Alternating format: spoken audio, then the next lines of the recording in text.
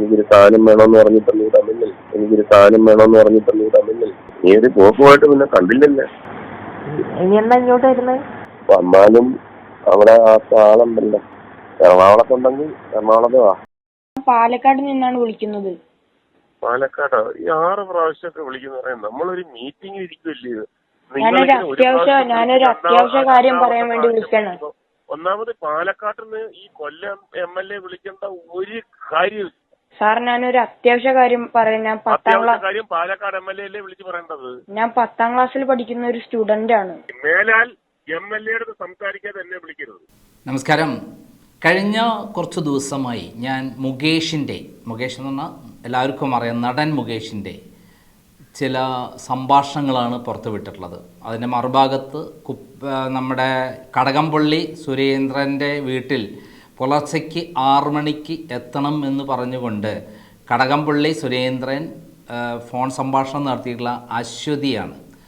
ആ ഫോൺ സംഭാഷണത്തിൽ കൃത്യമായിട്ട് പറഞ്ഞത് മഴക്കോട്ടിട്ട് വരണം രാവിലെ ഞാൻ കാത്തിരിക്കും എന്ന് പറഞ്ഞ് ആ കാമഭ്രാന്ത് പിടിച്ച കടകംപള്ളി സുരേന്ദ്രൻ്റെ സ്വരമാണ് നമ്മൾ കേരളം മുഴുവൻ കേട്ടിട്ടുള്ളത്. അത് ക്രൈമാണ് പുറത്തുവിട്ടുള്ളത്. അങ്ങനെ ഒരാളെയാണ് പിണറായി വിജയൻ തിരുവനന്തപുരം കഴക്കൂട്ടത്ത് അവിടുത്തെ പാവപ്പെട്ട ജനങ്ങൾക്ക് വേണ്ടി സ്ഥാനാർത്ഥിയാക്കി വെക്കുകയും അവിടെ നിന്ന് ജയിപ്പിച്ചു കൊടുക്കുകയും ചെയ്തിട്ടുള്ളത്.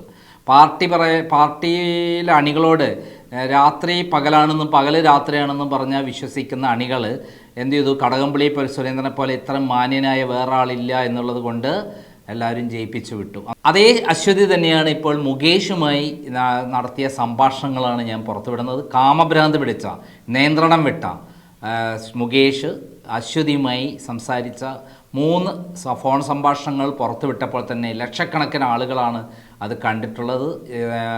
ഈ അടുത്ത കാലത്ത് മുകേഷ് ബലാത്സംഗ കേസിൽ എറണാകുളത്തുള്ള ഒരു നടിയുടെ പരാതിയിൽ മരട് ഫ്ലാറ്റിൽ വെച്ച് ബലാത്സംഗത്തിന് ചെയ്തതിന് അറസ്റ്റ് ചെയ്യുകയുണ്ടായി.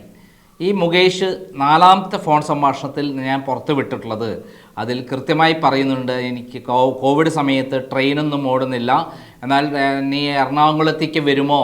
എറണാകുളത്തെ മരട് ഫ്ലാറ്റിലാണ് ഞാൻ താമസിക്കുന്നതെന്ന് കൃത്യമായി പറയുകയാണ്. മരട് ഫ്ലാറ്റിൽ പല പെൺകുട്ടികളെയും പണം കൊടുത്ത് വരുത്തുകയും പണം കിട്ടാത്തതുകൊണ്ട് ഫുൾ കിട്ടാത്തതുകൊണ്ട് നിൻ്റെ യോഗ്യതയ്ക്ക് ഇത്രയുള്ളൂ ഈ കാര്യത്തിൽ എന്ന് പറഞ്ഞ് പൈസ മുഴുവൻ കൊടുക്കാത്തതുകൊണ്ട് പുറത്ത് വന്ന് നാട്ടുകാരെ കൂട്ടി ബഹളമുണ്ടാക്കിയ ചരിത്രമുള്ള ആളാണ് നമ്മുടെ മുകേഷ്.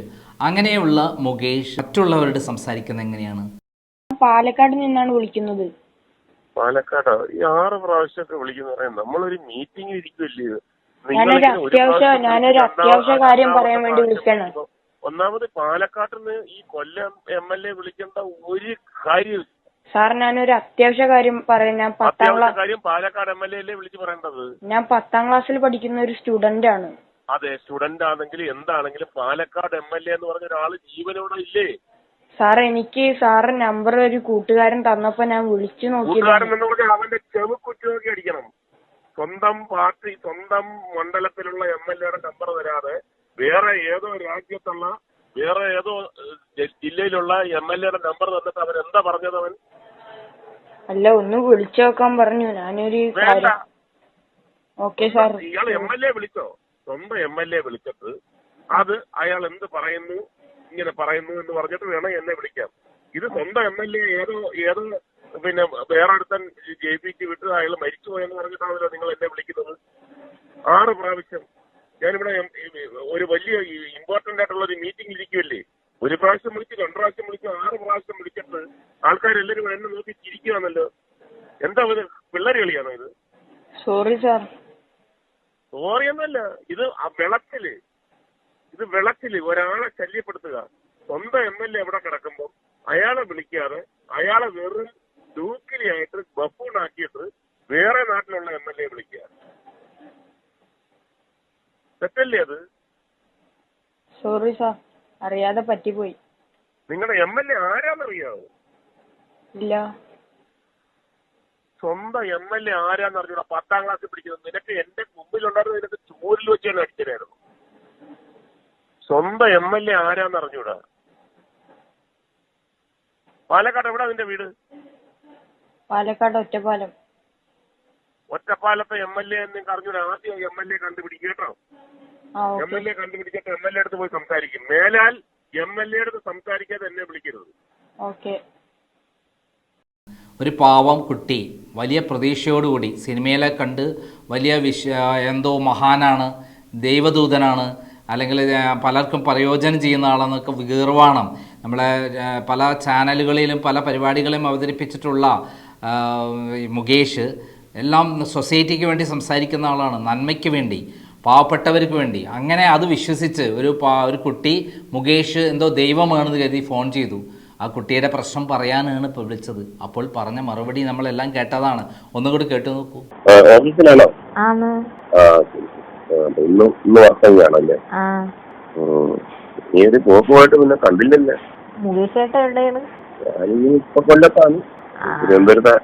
മുകേഷേട്ടൻ പിന്നെ വിളിക്കുന്നില്ല, ഓണം കഴിഞ്ഞ് വിളിക്കാന്നൊക്കെ പറഞ്ഞു പിന്നെ വിളിച്ചില്ല. ഞാൻ അതുകൊണ്ടാണ് പിന്നെ വിളിക്കുന്നത്. ഞാൻ കട്ടൻ ചായ അന്നിട്ട് വെച്ചെങ്കിലും ചീത്തയായി. എന്നിട്ട് വെച്ചത് ഞാൻ അന്നൊരു കട്ടൻ ചായ കുടിക്കാൻ എനിക്ക് അത് നല്ല ചായ കുടിക്കണം, എനിക്കൊരു സാധനം വേണമെന്ന് പറഞ്ഞിട്ടല്ലേ തന്നില്ലേ? എന്തോ മുകേഷേട്ടാ? ഞാനൊന്നൊരു കട്ടൻ ചായ കുടിക്കാൻ പോയപ്പോഴത്തേക്ക് എനിക്കൊരു സാധനം വേണമെന്ന് പറഞ്ഞിട്ട് നീ പറഞ്ഞു ഞാൻ തരാന്ന് പറഞ്ഞു. പിന്നെ ഇനി എന്താ ഇങ്ങോട്ട് വരുന്നത്? വന്നാലും അവിടെ ആ ആളുണ്ടല്ലോ, അവരൊന്നും ഇനി ഇപ്പഴേ പോകത്തില്ലേ? ഇനിയിപ്പം ഇപ്പഴങ്ങനെ പോകത്തില്ല. ഓണം പ്രമാണിച്ച് ഇനി പോരും. നമുക്ക് എറണാകുളത്തുണ്ടെങ്കിൽ എറണാകുളത്ത് വാ. ഞാനെങ്ങനെ വരും?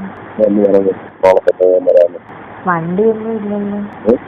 വണ്ടിയൊന്നും ഇല്ലാതെ എങ്ങനെ വരുമെന്ന്?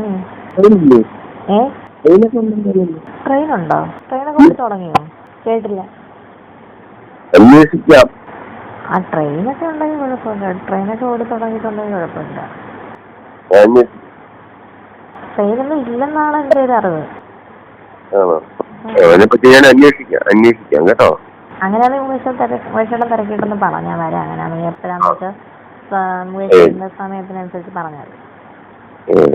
ശരി, അപ്പൊ ഞാൻ രാത്രി സമയം കിട്ടുമ്പോഴത്തേക്ക് വിളിക്കാം. ഓക്കെ, ശരി.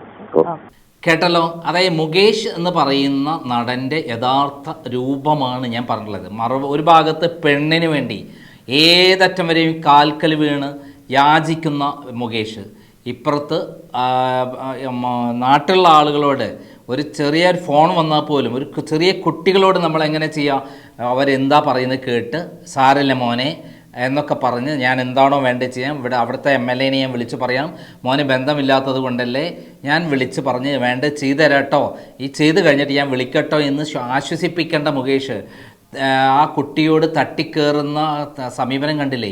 അതായത് മുകേഷ് എന്താണെന്ന് ഒരു പെണ്ണിനെ കിട്ടിയാൽ ആ പെണ്ണിനെ ഏതു വഴിക്കും വശീകരിച്ച് തൻ്റെ ലൈംഗിക കാര്യങ്ങൾക്ക് വേണ്ടി തിരുവനന്തപുരത്തെ ഫ്ലാറ്റിലായാലും ഇവിടുത്തെ ഫ്ലാറ്റിലായും വരുത്തിക്കുന്ന മുകേഷ് നാട്ടിലല്ലാത്തൊരാൾ വിളിച്ചു എന്നുള്ള പേരിലാണ് ബഹളം ഉണ്ടാക്കിയത്. എന്നാൽ ഈ പെൺകുട്ടി തിരുവനന്തപുരത്താണ്.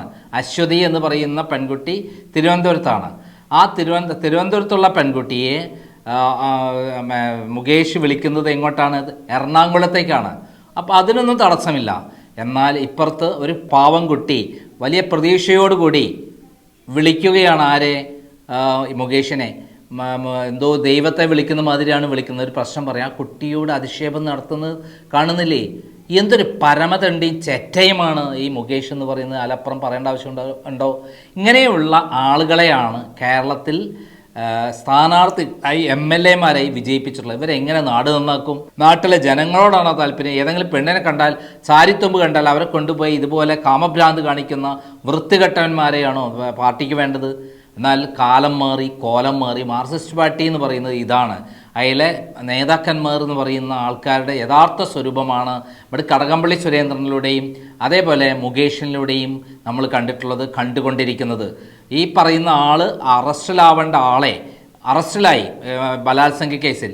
അപ്പോൾ നമ്മുടെ MV ഗോവിന്ദൻ പറഞ്ഞത് അതുകൊണ്ട് എന്താ പ്രശ്നം, നമ്മളെ പിണറായി വിജയൻ തന്നെ പ്രതിയായിട്ടില്ലേ, എന്നിട്ട് രക്ഷപ്പെട്ടില്ലേ എന്നുള്ള സമീപനമാണ്. ആരെങ്കിലും അഴിമതി നടത്തിയോ സദാചാര വിരുദ്ധമായ പ്രവർത്തനങ്ങൾ ഏർപ്പെടുകയോ ചെയ്താൽ അത്തരം ആരോപണ വിധേയരായ ആളുകളെ പാർട്ടിയിൽ നിർത്താൻ പാടില്ല എന്ന് ഭരണഘടന പറയുന്നുണ്ട്. ആ ഭരണഘടനയൊക്കെ തന്നെ താത്വികാചാര്യനായ നമ്മൾ MV ഗോവിന്ദൻ്റെ ഭാഷയിൽ അതൊന്നൊരു പ്രശ്നമല്ല. അന്നത്തെ കാലത്ത് കാലം മാറി, കോലം മാറി.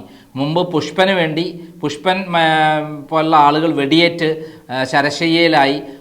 എന്നാൽ ഇപ്പോൾ കോലം മാറി. ഇപ്പം നേരെ കോളേജുകൾ, സ്വകാര്യ കോളേജുകൾ, സ്വകാര്യ സർവകലാശാലകൾ തുടങ്ങാനുള്ള ബില്ലാണ് നമ്മുടെ മുഖ്യമന്ത്രി പിണറായി വിജയൻ തന്നെ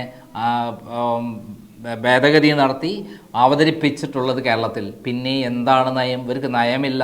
നേരത്തെ പറഞ്ഞു ഏത് വഴിക്കാണെങ്കിലും എവിടെ നിന്നാണെങ്കിലും കാശ് കിട്ടണം. പിന്നെ ഏത് അഴിമതി നടത്തിയാലും വേണ്ടില്ല, ഏത് തട്ടിപ്പ് നടത്താനും വേണ്ടില്ല, ഏത് വഴിക്കും കിട്ടണം.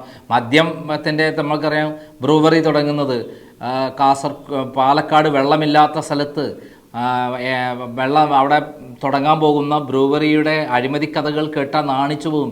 രാജേഷിനോട് ഇന്നലെ ചോദിച്ച പറയുമ്പോൾ അദ്ദേഹം പറയുന്ന മറുപടി കേട്ടില്ലേ? നമുക്ക് അതിനെക്കുറിച്ച് വളരെ വിശദമായി സംസാരിക്കാം.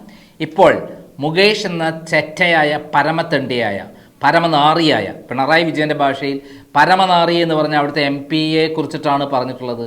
അവിടുത്തെ കൊല്ലം MP-യെ കുറിച്ചിട്ടാണ് പറഞ്ഞതെങ്കിൽ യഥാർത്ഥത്തിൽ ഇത് യോജിക്കുന്നത് പരമതെണ്ടി എന്ന്, പരമനാറി എന്നൊക്കെ യോജിക്കുന്നത് കൊല്ലം MLA ആണ്. ആ നാട്ടുകാർ എങ്ങനെയാണപ്പാ ഈ സാധനത്തെ സഹിക്കുന്നത് എന്നാണ് നമുക്ക് മനസ്സിലാക്കാൻ പറ്റാത്തത്. ശരിക്കും ഉടുതുണി ഇല്ലാതെ ഓടിക്കേണ്ട, കൊല്ലം ടൗണിലൂടെ ഓടിക്കേണ്ട ഒരു സൈസാണ് ഈ മുകേഷ് എന്ന് പറയുന്ന സാധനം. ആ സാധനത്തിന് ചുമന്ന് ആ നാട്ടിലെ ആളുകൾ നാറി എന്നല്ലാതെ, ആ കൊല്ലം നിയോജക മണ്ഡലത്തിലെ ജനങ്ങൾ നാറി, അവിടുത്തെ CPM അണികൾ നാറി എന്നല്ലാതെ ആ നാട്ടിന് എന്ത് ഗുണമാണ് കിട്ടിയിട്ടുള്ളത്? നന്ദി, നമസ്കാരം.